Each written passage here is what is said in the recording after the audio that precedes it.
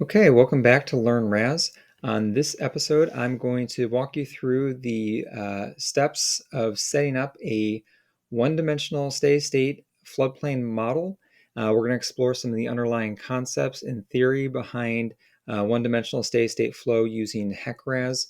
And then I'm going to walk you through the steps involved in creating a one-dimensional steady-state floodplain model using some of the tools in HEC-RAS. So we'll jump right into it, and we'll start by looking at the theory of 1D steady-state flow using HEC-RAS. This schematic here shows the basic premise behind the way that HEC-RAS solves for the one-dimensional steady-state flow profiles. What HEC-RAS is doing is it's solving the energy equation, which is shown right here in equation 2.1. This comes directly from the HEC-RAS hydraulic reference manual. And what it basically says is that the energy between two locations along a stream must be equal except for the head loss, the energy head loss, which is this HE term right here. So at the downstream location, we have the energy grade line down here. At the upstream location, we have the energy grade line up here. And the only difference is that energy head loss between these two locations. And these two locations in HEC-RAS are what we commonly refer to as cross sections. The cross sections will be the discrete locations along a one-dimensional steady-state flow streamline that HEC-RAS is going to be solving the energy equation for. And the way that HEC-RAS will solve the energy equation is that it will do this iteratively because we have more unknowns than we have equations for. So what HEC-RAS will do and other step backwater models will do is they will start with a starting water surface elevation. So your most downstream cross section in your river reach is going to be provided with a starting water surface elevation. This can be provided to the model a few different ways that we're going to discuss later, either as normal depth or known water surface elevation or critical depth. There are different ways. But using that starting water surface elevation, the program can then calculate what the velocity head is at that location. And what it's going to attempt to do is it's going to attempt to solve for the upstream water surface elevation or the depth at the upstream cross section. And the way that HEC-RAS is going to do that is it's going to start by guessing a water surface elevation upstream, that Y2 value. So it's going to guess that upstream depth, and using that upstream depth, it can then calculate the conveyance at that upstream cross section and that velocity head using that estimated upstream depth. Once it's calculated that upstream velocity head using that estimated depth at the upstream section, it could then solve for the head loss between the downstream section and the upstream section to estimate this overall head loss. And when it's going to be doing this head loss is really a combination of two different things. Typically in HEC-RAS, it's going to be the friction loss, so the roughness, the losses that come from the roughness between sections 1 and 2, and any of the contraction or expansion losses that are occurring between these two sections. So once the program knows the upstream velocity head, it can calculate for the friction slope. That's going to be done using the Manning's equation. And once it calculates that friction loss, it's going to take the length between sections 1 and 2, and it's going to calculate the friction slope times the length between these sections is going to be that friction head loss. And then it's going to add to that the losses due to the contraction and expansion of flow. And that's going to be based on the difference between the upstream and downstream velocity head multiplied by those expansion and contraction coefficients to determine the overall head loss between sections 1 downstream and section 2 upstream. Once it's calculated that head loss, it's going to solve for the Y2 value. Remember, the model initially guessed what Y2 was. Now that it's come up with a calculation for that head loss, it can now solve for the Y2 value, and it's going to compare between the Y2 value that calculated based on the energy equation that came from the initial guess that it made. And if that guess is off by a certain tolerance, usually I think it's 0.02 feet in HEC-RAS, it's going to iterate. It's going to make a better guess for the depth at location 2, solve again for the velocity head, the head loss, resolve the energy equation to determine that Y2 value again until it gets progressively closer to within that tolerance within 0.02 feet. So when that guessed value is within 0.02 feet of the calculated value, then the program says it's gotten close enough and it's solved for that upstream water surface elevation, that upstream energy, total energy, and then it's going to move on to the next section. So knowing that this is how HEC-RAS goes about solving a one-dimensional steady state flow profile across a river reach, there are a few things that we can kind of learn from this about how we should set up a one-dimensional steady state flow model. And again, or I may not have mentioned this, but this is also based on a assumption that we're going to be looking at subcritical flow. If we're looking at supercritical flow or mixed flow regime, it's going to be, the process is going to be slightly different. But here we're assuming that we're going from downstream to upstream, that we have a subcritical flow regime. But knowing what we know about this now, we can learn a few things about the way that we should set up our model to get better results or more accurate results.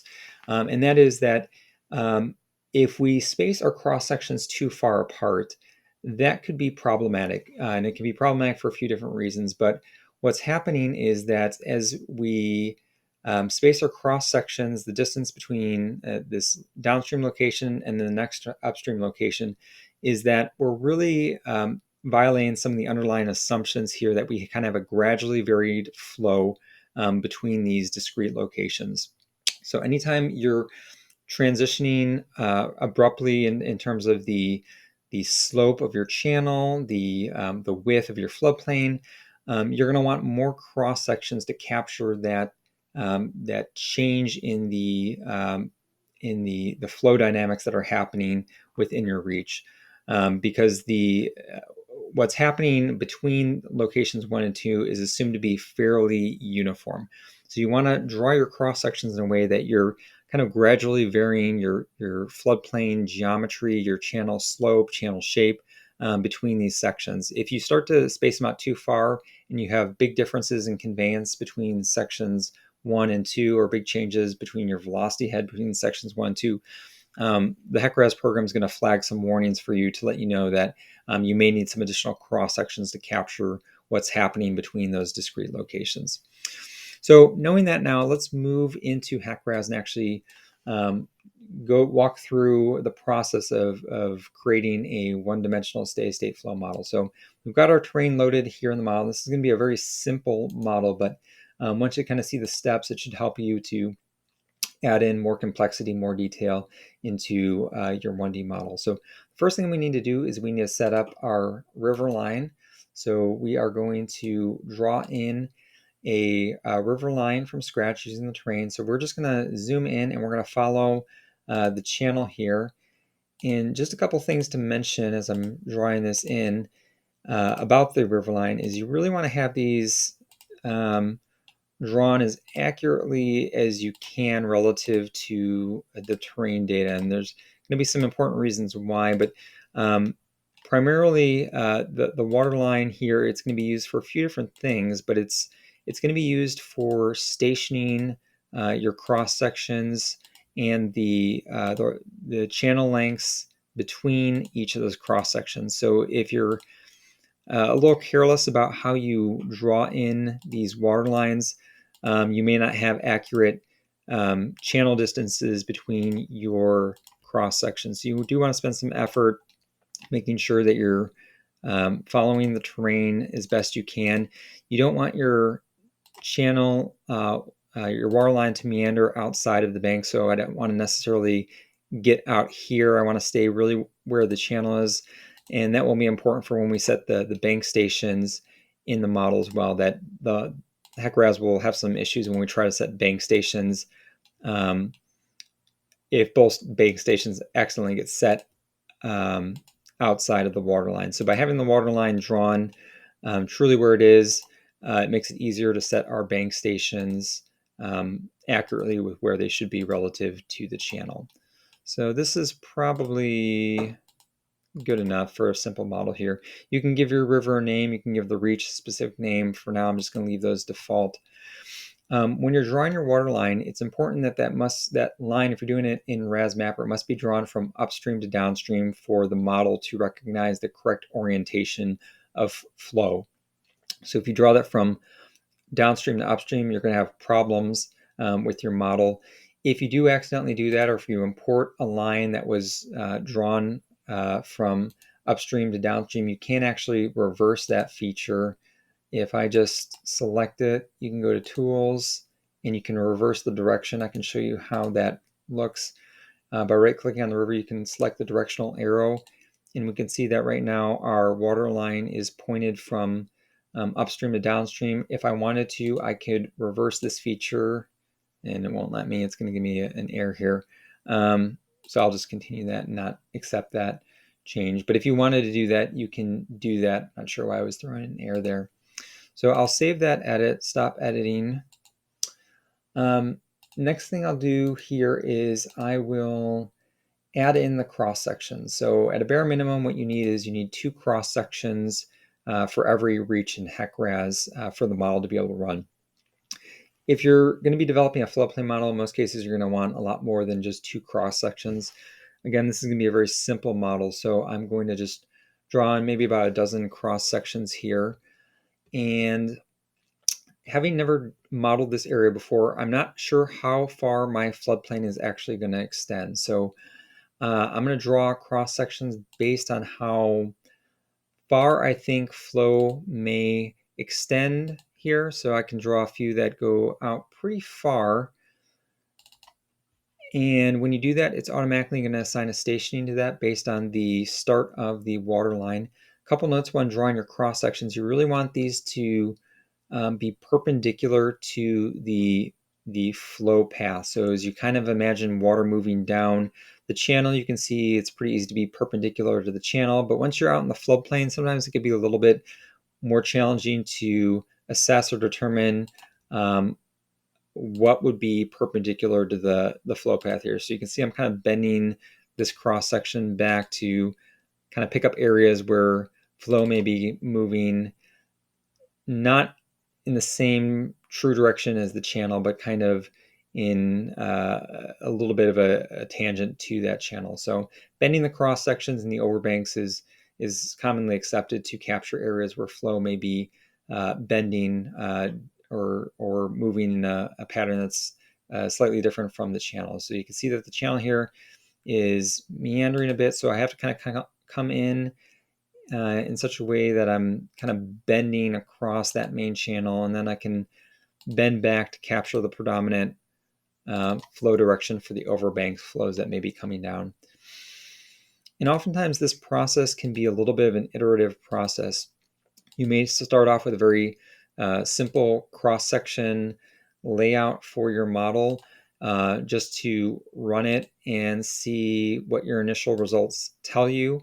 And then from that, you may adjust your cross-section orientation or add or delete cross-sections as needed. So right now, I'm just giving it kind of a first pass to see what's going on. We've got a bridge here. We're not going to model this in this example here, but it's something to be thinking about as you're laying out cross sections. If that's something that you would consider adding later, you might want to set up your cross sections in such a way that you're ready to model a bridge or a culvert, thinking about those cross sections 1, 2, 3, and 4 along the bridge. So I'm going to actually set this up so that if I wanted to later, I can come in and put in the bridge if I have that data in this model. So I'm going to come up and put my cross section 3 right here.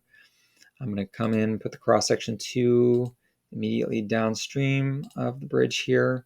I like to not pick up these ditch areas when I'm putting in the bounding cross sections for a structure that doesn't really represent the kind of natural valley of the floodplain here. I like to kind of offset them a little bit from those ditch areas, so I'm not picking up those artificially low areas within the floodplain valley.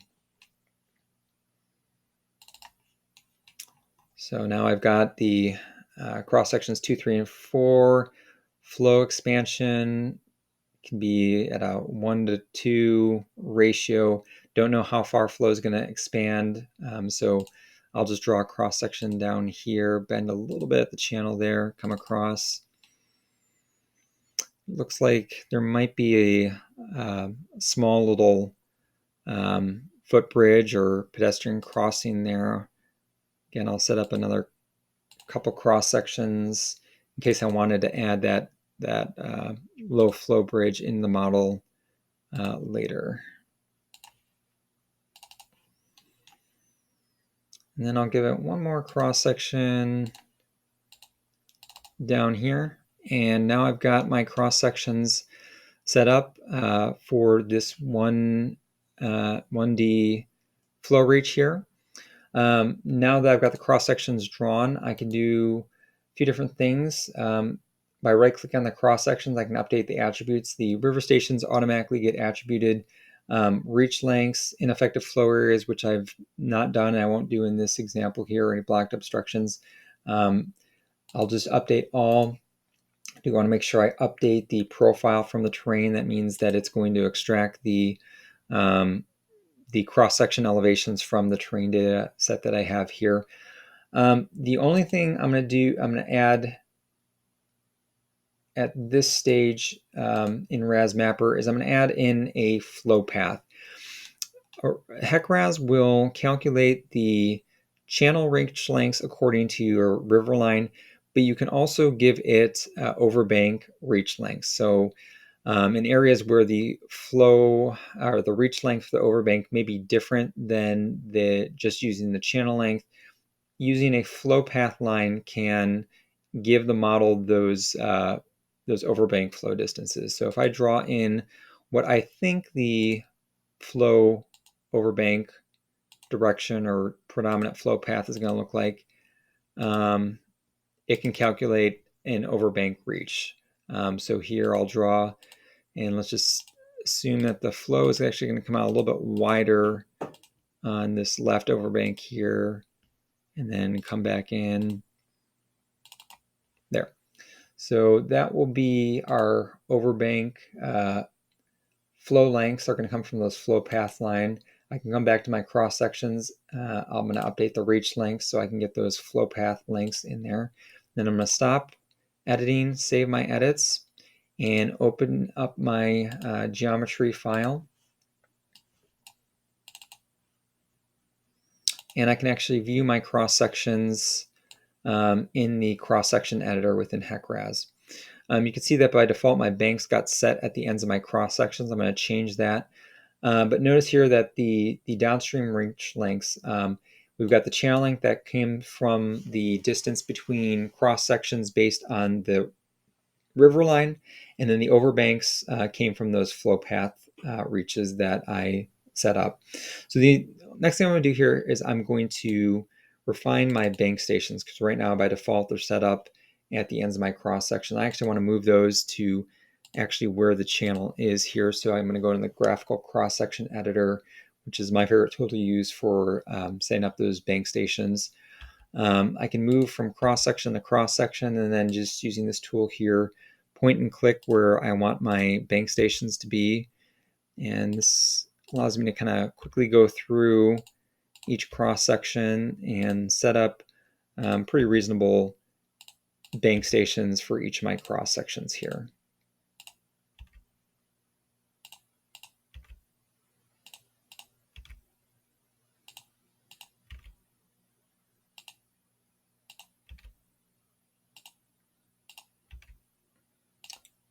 And we're getting close to the end there. Okay, we got through all the cross sections. Now I'm going to save my edits in the geometry editor. What I would like to do next is use this feature under the Tools menu of the Geometry Editor, and it's called Manning's End Set Channel to Single Value. So when I do this, it's going to bring up this editor, gives me the option to select whichever cross sections I want. I'm going to do this for all of them.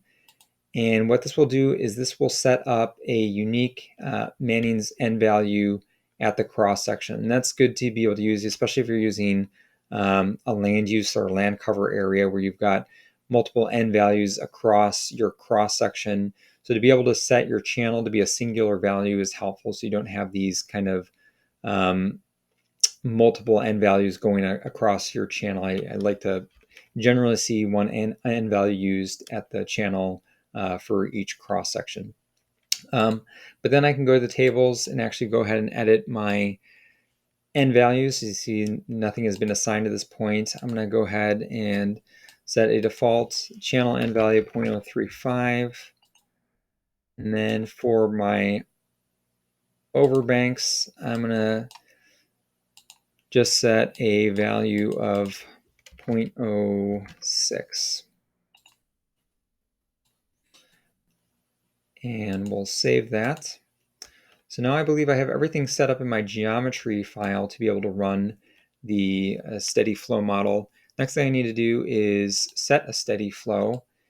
And because I'm not sure what the flow rates should be here, I haven't done a separate hydrology analysis for this. I'm just going to run a series of flows here. So I'm going to actually run 5 profiles. And we'll start with a fairly low flow, 100 CFS, 250 CFS, 500 CFS. We'll go to 1,000 CFS, and then we'll do a higher flow at 2,000 CFS. And we'll just see what that looks like. We'll save that flow data.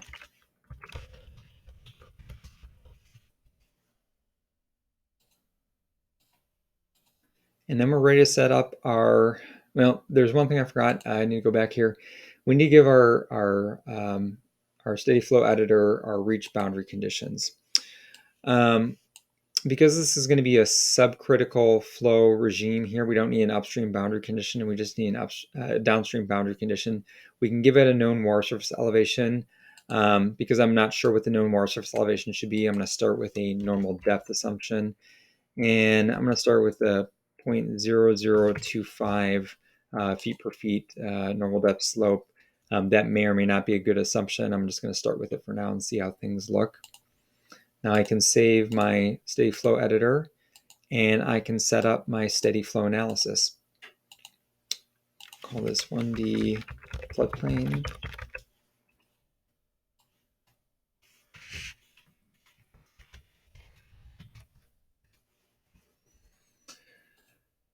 So now we can see that the steady flow plan has our 1D floodplain geometry file, our 1D steady state flow file associated with it.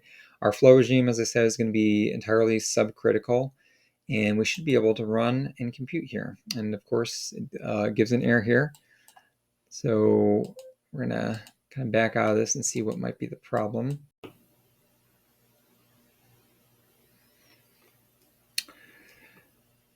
Okay, I initially ran into a few problems running the model. What I had to do is just close out a HEC-RAS, reopen it. So it was something just a little odd from whatever I'd done in RAS Mapper. Program just needed to be closed out, reopened, and that seemed to fix the issue. So now I'm able to actually click compute and run, and the model runs. Once you've run your 1D flow models, a few ways you can look at your results and see what's going on to be reasonable. One of the first things I like to look at is the profile view. So this will show you the stream bed, the ground elevation. This is the invert of each of the cross sections. And then I'll show you each of your profiles. So what we can see here is that our profiles are roughly kind of paralleling one another. We've got increasing flow here. Nice thing I like to see is that none of these profiles are crossing because we've got progressively higher flows in here. So we don't want to see profiles crossing. That would indicate some level of instability within the model here. So far the profiles look good from this perspective. Then I want to open up RAS Mapper to actually see what the results look like. And so opening up RAS Mapper, I can go to my results and turn on the depth, and you can see that with profile 1, well, you might not be able to see it, but flow is primarily confined to the channel here. So that low flow pretty much stays in channel. As we go to flow 2, now we start to get a little bit of inundation in the overbank areas. Flow 3, even more so. Flow 4, and finally flow 5, you can see we've got a lot more of a true floodplain extent here, with now the channel being overwhelmed and flows conveying in these overbank areas.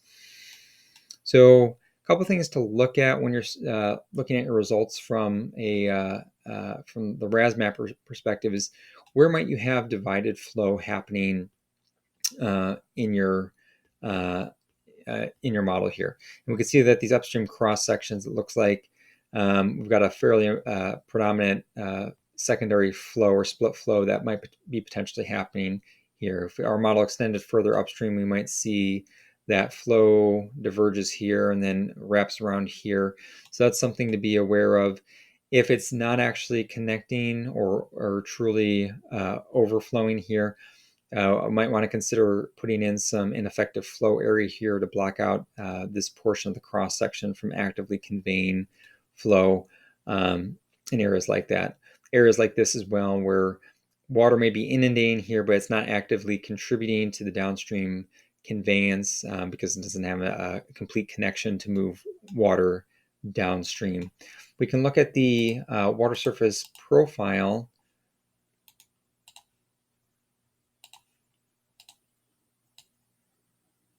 And you can kind of see the gradually the gradually changing water surface elevation across here, and see how that's changing across the modeling domain. One thing to be aware of when you're looking at the RAS Mapper results is if this really isn't a split flow, if this is really more just water backing up here, then what we're seeing here with RAS Mapper is the elevation calculated at this cross section being mapped over here, when in reality what might be happening is that water is really backing up from further downstream here. And so the reality is that the water at an elevation down here at 695.3 really should be a static elevation mapped back up through this area, rather than having this higher water surface elevation. This is about 2 feet higher up here, when really all that RAS Mapper is doing is extending that mapping over here, even though that's probably not physically possible or may not be physically possible. So something to be aware of. And if I was going through this again, I might truncate my cross sections here, and you might have to go through and map this backwater area here using the elevations from the cross sections down here. So that's something to be aware of and look out for, and not just trust the RAS Mapper results blindly, because it might be a little bit misleading just based on the way that you've set up your model. Going back to HEC-RAS, there are a few tools that we can also look at to view some of the output here. The cross-section output will flag for us potentially different warnings. So for instance, at our upstream cross sections here, it's already warning us about that divided flow for this cross section. So seeing this, you may look at that and be more tuned into areas where you may need that ineffective flow, where you might need to change your cross section orientation, or in an extreme case, you might actually need to have a split flow path modeled if it's significant enough. But running through these different warnings, you could see not only is it flagging the divided flow areas, conveyance ratio warnings. This is when the upstream conveyance divided by downstream conveyance is less than 0.7 or greater than 1.4.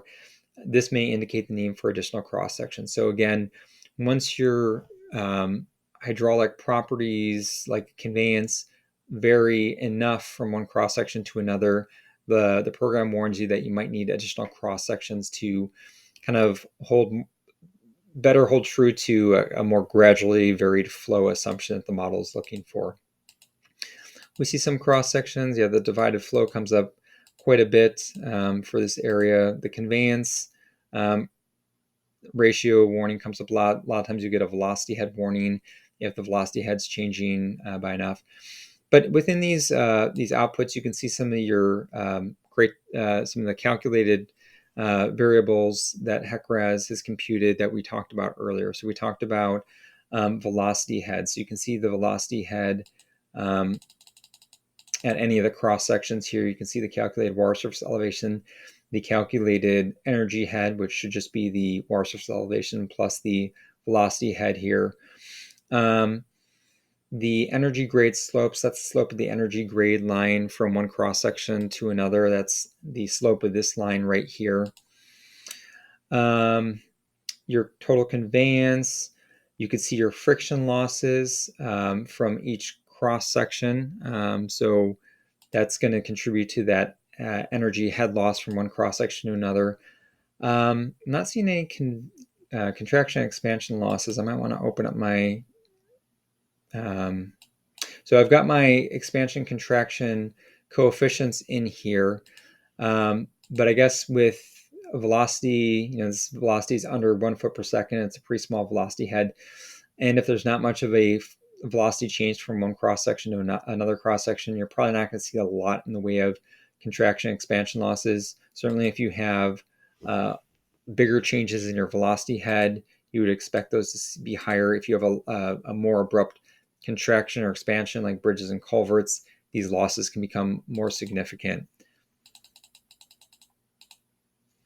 So that's the basics of setting up a one-dimensional steady state floodplain model. Again, this is a very simplified model. As I mentioned, it's kind of an iterative process. So now that I've gone through with one iteration, I can go back and redraw some of these cross sections. Now that I kind of see the shape in the orientation of the floodplain, I can kind of pick up areas where the terrain's kind of encroaching in on the floodplain to make sure I'm capturing those transitions in the shape of the floodplain and any changes in the channel grade. So this was hopefully helpful just as a primer to get you set up and moving in the right direction and setting up a one-dimensional floodplain model.